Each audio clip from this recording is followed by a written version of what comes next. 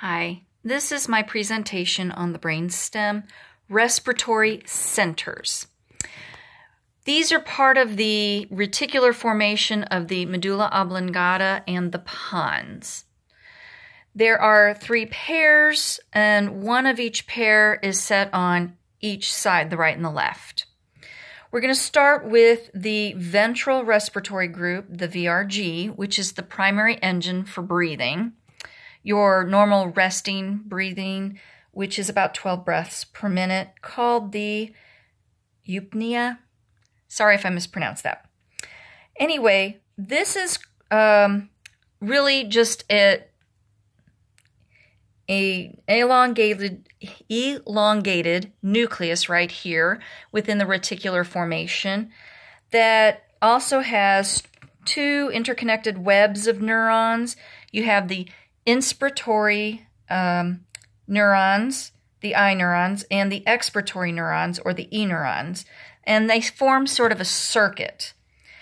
Anyway, the I neurons start firing and send signals down the spine and then out through to the thoracic cavity. This is my poor attempt at a rib cage, where the intercostal muscles are, and it creates or makes those muscles contract, which enlarges the thoracic cavity, and that's your inhaling or your inspiration.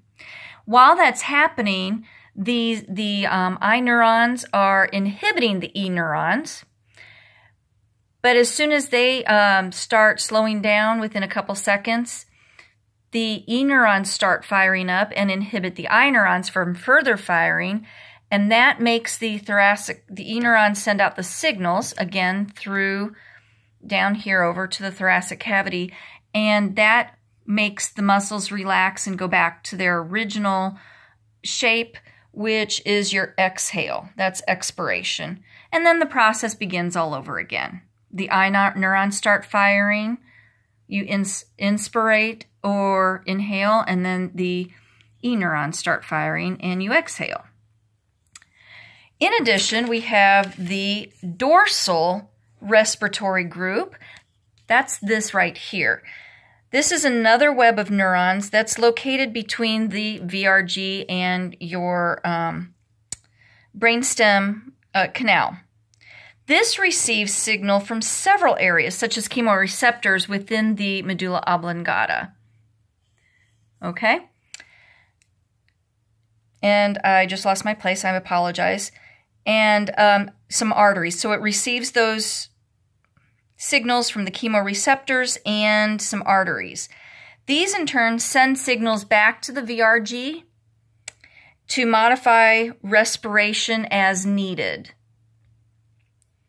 The third group is the pontine respiratory group, or the PRG, and that's located on each side of the pons as well.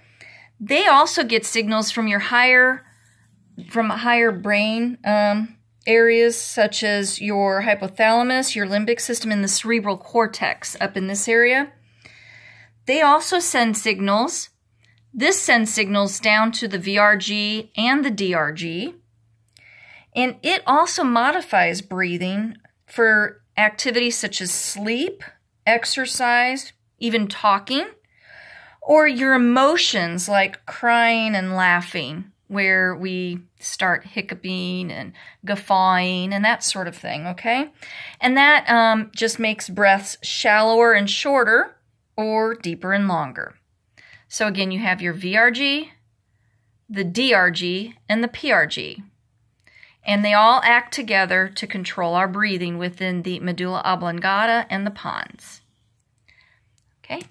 And I hope that helped explain the breathing process a little bit better. The autonomic,